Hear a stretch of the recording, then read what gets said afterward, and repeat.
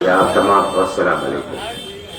दोस्तों और बुजुर्गों, ये इलेक्शन क्या है? कभी आपने अपने आप से सवाल किया? ये इलेक्शन खिड़की कितना खुलेगा, किसका डाला आगे लगेगा, किसका पार्किंग कहां लगेगा, ऑटो का रास्ता किधर से होगा, ये तमाम चीज के लिए इलेक्शन नहीं है। ये इलेक्शन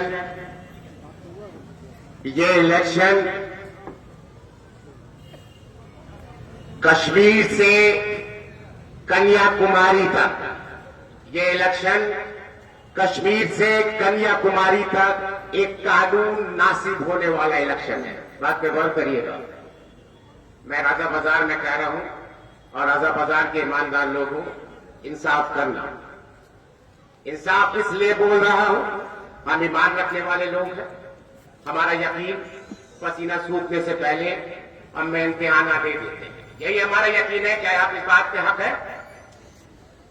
इसी यकीन के मुताबिक हम बने हुए।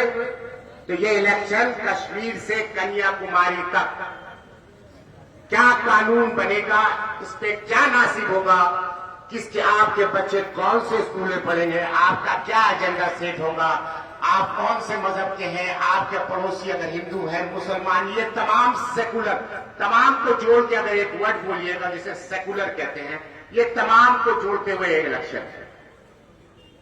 चलिए एक बात और अगर ऐड करते हैं, आप तमाम के पास सेलफोन है और उस सेलफोन में एक सिम कार्ड है। अगर वो सिम कार्ड आपको सही नेटवर्क नहीं दे रहा है, अगर एक सिम कार्ड आपको सही नेटवर्क नहीं दे रहा है, तो आपके पास ऑप्शन है। आप जाइए, दूसरा सिम कार्ड लीजिए, मोबाइल के अंदर डालिए, देखिए नेटवर्क सही दे रहा है। अगर वो भी सही नहीं दे रहा है, फिर जाइए। ये आजादी, आईन, दस्तूर, संविधान आपको देता है हर 5 सालों में।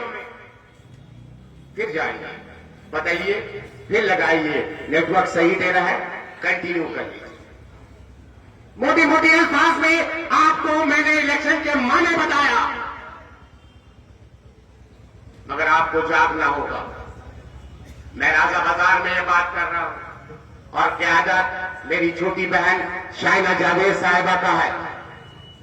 मैं यकीनन आपके सामने एक बात कहने आया हूं। अगर आपके घर के गार्जियन, आपने एक जिम्मेदारी दी, आपने अपने घर के गार्जियन के हाथ में 100 रुपए का नोट दिया, बात पे गौर करिएगा, और आपने कहा जाइए, आप हमारे घर के गार्जियन हैं, आप मार्केट से ये ले आइए, मगर वो 100 रुपए ले जाके सट्टे में हार के चला आता है, तो वो गार्जियन अच्छा होगा? क्या वो गार्जियन अपने बच्चों को अच्छे तरबियत दे पाएगा? ये सवाल है जिसको आपने 20 सालों से कायद चुना, जिसको आपने 20 सालों से लीडर बनाया, जिसको आपने 20 सालों से नेता बनाया, जिसको आपने 20 सालों से लेबर बनाया। क्या आपके बारे में उसने पार्लियामेंट में इस 20 सालों में आपके बारे में, हक के बारे में क्या बात की? मैं बात अकलियत की कर रहा हूं। सर झुकता है घुटने की तरफ, इसमें कोई गलती नहीं है। अगर मैं बात अकलियत की कर रहा हूं, चलिए अल्फाज वापस लेता हूं अकलियत का, चलिए मैं बात मुसलमानों की कर रहा हूं। मेरा हक है इस मुल्क में कि मैं अपने कायद से सवाल कर सकूं। क्या आपने सवाल किया? क्या आपका कायद, क्या आपका लीडर, क्या आपका रबर, क्या आपका नेता आपके बारे में पार्लियामेंट में क्या बात रखी, क्या स्कीम बनाई, क्या आपके बच्चों के बारे में सोचा, क्या आपके बुजुर्गों ने जो आपको छोड़ के गए थे, आपके आगे मुस्तकबिल क्या सेट किया, आपका एजेंडा क्या सेट किया, क्या आपके कायद ने किया? मैं कह रहा हूं, मैं चैलेंज करता हूं जितने भी टीएमसी के कार्यकर्ता हैं, जितने भी टीएमसी के कार्यकर्ता हैं, कान खोल के सुने और बोलिएगा। शाइना जावेद के क़यादत में ज़ैद अनवर सीधा ठोक के चैलेंज करके बोल कर गया है। क्या बोल के गया? सुनिएगा। इस 20 सालों में आपने मुसलमानों के लिए क्या किया? आप पूछिएगा ज़ैद अनवर साहब, मेरे इलाके में बहुत से प्रोग्राम होते हैं, बहुत से बात होती है, दादा दादा दादा दादा, लोग दादा के साथ घूमते रहते हैं, रीढ़ की हड्डी झुक जाती है, इतना दादा करते हैं, बहुत कुछ देखते हैं, झूठ से पर्दाफाश कर रहे हैं। सुनिएगा, और बहुत जिम्मेदारी से तारीख बता रहा हूं आपको। गुज़िश्ता रात तक जो कुछ लिखा होगा पार्लियामेंट में वो तारीख हो गया। मैं आपको तारीख बता रहा हूं, उस 20 सालों की तारीख बता रहा हूं। सुदीप बंदोपाध्याय साहब ने और तमाम अक़लियत के लिए कोई भी डंडा सेट नहीं किया। जब सीए का बिल आया, सीए का बिल क्या था? सीए का बिल क्या था कि आपके अव्यवस्था कहां से आए, आपके अव्यवस्था कहां से आए, आपके अव्यवस्था कहां से आए? अव्यवस्था के माने आता है आपके अब्बा के अब्बा कहां से आए, आपको प्रणाम प्रणाम आपको प्रूफ देना होगा। तब क्या चल रहा था? आपने ममता बनर्जी का दुपट्टा देख के, मैं बहुत जिम्मेदारी से कह रहा हूं, आपने ममता बनर्जी का दुपट्टा देख के, अच्छी बात है, कोई हिंदू अगर दुपट्टा रखती है तो हमारे दिल में एक सॉफ्ट कॉर्नर रह जाता है, साइकोलॉजिकल इंपैक्ट है, ये एहसास होता है, फीलिंग्स आता है, उसे अच्छा नाटक आता है। मैं बताऊंगा और आऊंगा।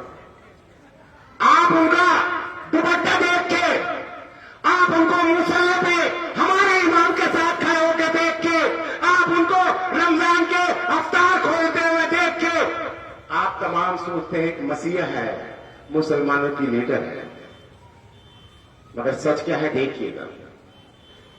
देखिए, दो रूप देखिए, रूप आपको बेचा कैसे जाता है।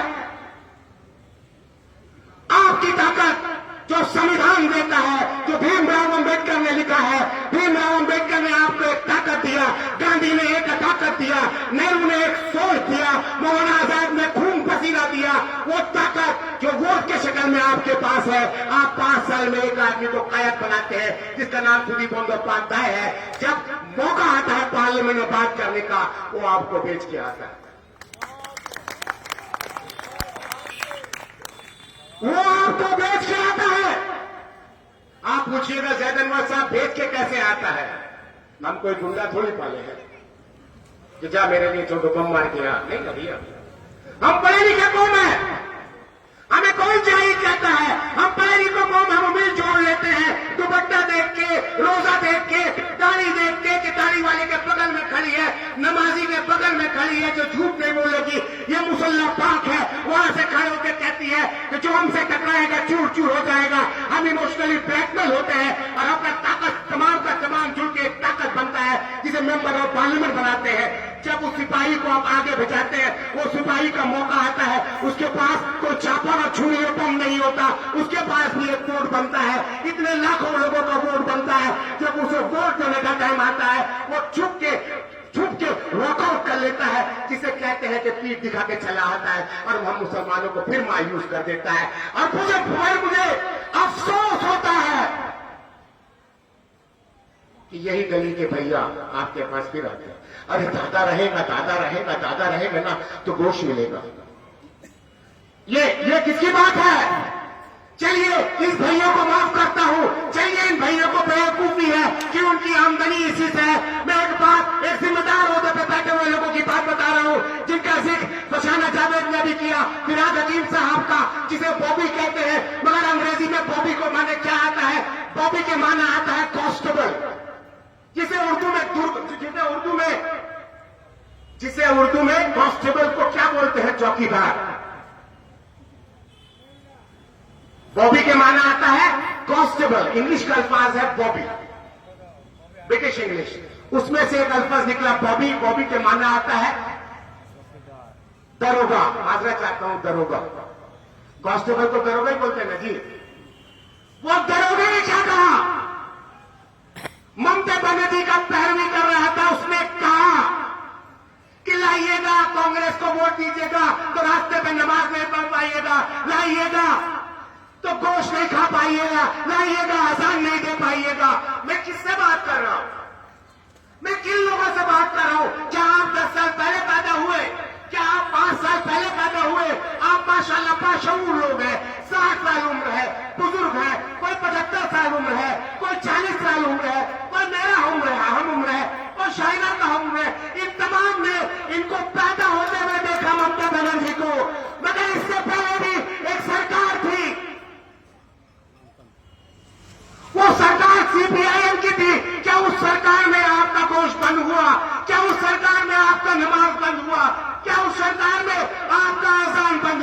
ये किसे डरा रहे हैं आप?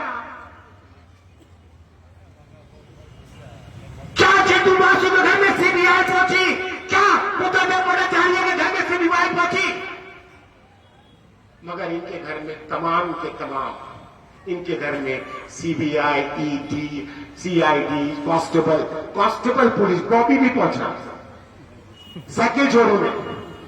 बहुत जिम्मेदारी से कह रहा हूं, सुनिएगा, बहुत जिम्मेदारी से कह रहा हूं, साइकिल चोरी के केस में इनको उठा के लाया गया था, एक कांस्टेबल, एक बॉबी। आप क्या बात करती हैं? कितना डराया जाएगा हम मुसलमानों को? सवाल करिए। और डरा डरा के आपसे धमक दिया जाता है, आपको प्री इमोशनली ब्लैकमेल किया जाता है। मगर सर्वत दोस्तों, ये लड़ाई किसी खिड़की की, जिस तरह मैंने कहा, पार्किंग लगाने की नहीं है, कपड़ा फैलाने की नहीं है। ये लड़ाई इस बंदे का चौकी यहां लगेगा कि नहीं है, ये लड़ाई इसकी नहीं है। इसकी लड़ाई यह है कि मेरा पड़ोसी अगर चिंटू है तो मैं उसके साथ मिलकर रहूं। ये लड़ाई वो है कि अगर हिंदू का फौज भी हुआ तो हम उसको भी कांटा दे देंगे। ये लड़ाई इसकी है कि अगर किसी हिंदू बेटे की शादी हो तो मैं भी खड़ा हो जाऊं। ये लड़ाई यह है कि एक हिंदू पानी पिलाए तो मैं पी लूं। ये लड़ाई इसकी है दोस्तों कि एक कानून बने तो उसमें भेदभाव नहीं हो। एक कानून बने तो जो हक हिंदुओं को मिले वो हक मुसलमान को मिले, वो हक पंजाबियों को मिले, सिख को मिले, तो वो हक क्रिश्चियन को मिले। सभी जात पात को बांटते हुए जो हक आए, पार्लियामेंट से कानून आए, उस कानून नासी तमाम पे इक्वल हो दोस्तों। मगर दोस्तों, बहुत अच्छे अच्छे मुकर्रिर हैं। अभी शहबाज सिद्दीकी साहब भी आपके सामने बोलेंगे। एक छोटे से अल्फाज से बात खत्म करूंगा कि हम अपने माशरे में जब खत्म कुरान पढ़ते हैं, आप तमाम अपने बच्चों को पढ़ाते होंगे, मगर जब गलती से निकल जाता है एक अल्फाज आपके मुंह से कि मेरे बेटे का कुरान आज खत्म है, तो हम उसी वक्त लुकमा देते हैं। ऐसे नहीं बोलो, मुकम्मल कुरान बोलो। यही अदब है हमारा, इसी अदब से हम बड़े हुए हैं। हम एक दूसरे को लुकमा देते हैं। मगर बेहसी देखिए, फिरौनियत देखिए। एक औरत ने, और एक औरत नॉर्मल औरत ने, एक चीफ मिनिस्टर साहिबा ने, मैं अदब से पूछूंगा, उन्होंने कहा कुरान खत्म हो जाएगा। चलिए मैं गीता और बाइबल की बात नहीं करता, कुरान खत्म हो जाएगा। पूरे हिंदुस्तान में बात है। निपुल शर्मा ने भी बदतमीजी की थी, नौज़बिल्लाह। हम गली गली से निकल के टीएमसी के लोगों का झंडा निकाल के घूमते थे। मगर आप यकीन जानिए, फायदा किसको हो रहा था? इस हुकूमत को हो रहा था। तो आप तमाम निकल जाते हैं। मगर दोस्तों, आज हमारे कुरान की बात है। आप इनसे इस तरह, हम तमाम ने खड़े होकर कहा कि आप माफी मांगिए, आप माफी मांगिए। इनकी बेहसी देखिए, चोरी पे चोरी, उस पर भी सीना चोरी, फिर चोरी, फिर इस पे सीना चोरी। पैसे की चोरी छोड़िए, बेअदबी देखिए, आप गरिमा देखिए। आपसे गलती हुआ, माफी मांगिए। हम माफ करने वाले कौन हैं? हमने हमेशा माफ किया है। आप उठा के देखिए, दौरान रसूल उठाइए। हमने किसको किसको माफ नहीं किया? हमारे आका ने, हमारे सहाबा इकराम ने। इस जहन से उनको बताइए। और मैं यहां से कह रहा हूं, अगर वो माफी नहीं मांगेगी तो इनको उसका सजा भुगतना होगा। इसी दुनिया में फिरौन भी आया था, इसी दुनिया में नमरूद भी आया था, इसी दुनिया में यजीद भी आया था। इन तमाम का नामो निशान नहीं है दोस्तों। ये तो कुछ नहीं है उनके आगे, इनका भी नामो निशान नहीं रहेगा इंशाअल्लाह। इसी बात से अपनी बात खत्म करता हूं। आप तमाम से इल्तिजा है, गुजारिश है, 1 तारीख को, 1 जून को जब आप पहुंचे तो एक छोटी सी सोच रखें। इस 80 साल की उम्र में ये बुजुर्ग मेरे उस्ताद है जी, एक प्रोफेसर है। प्रोफेसर के माने आता है उस्ताद, आलिम, ऐसे समझ लें। पढ़ाने वाला एक प्रोफेसर है, 82 साल की उम्र में ये मिनिस्टर रहे। 82 साल की उम्र में 2 सभा मेंबर रहे। 12 साल 82 साल की उम्र में कितने ही प्रेसिडेंट रहे, कितने ही एक्सपीरियंस से गुजरे हैं ये। और यकीनन 900 दफा 900 टाइम इन्होंने बात रखी है 12 साल में। बात खत्म करते हैं कि जब एक जून को आप पहुंचे, एक दफा सोचिएगा इस 82 साल में इस बंदे के कॉलर पे एक दाग नहीं है। एक पुलिस रिपोर्ट दिखा दीजिएगा, सैयद अनवर यहां से खड़े होकर चला जाएगा। और फिर आता हूं, मैं चैलेंज करता हूं टीएमसी के तमाम कार्यकर्ता को, अगर आपके पास एक भी रिकॉर्ड है सुधु बंदोपाध्याय का, यहां से खड़े होके एक भी वीडियो रिकॉर्ड आपको सुना दे, एक भी ऑडियो रिकॉर्ड सुना दे, सैयद अनवर इंशाअल्लाह छोड़ देगा कांग्रेस, अगर आप एक भी वीडियो सुना दे कि हमारे हक में बात की है। जब मैं बात खत्म करता हूं, जय हिंद, वंदे मातरम, लेफ्ट फ्रंट जिंदाबाद, इंडिया गठबंधन जिंदाबाद।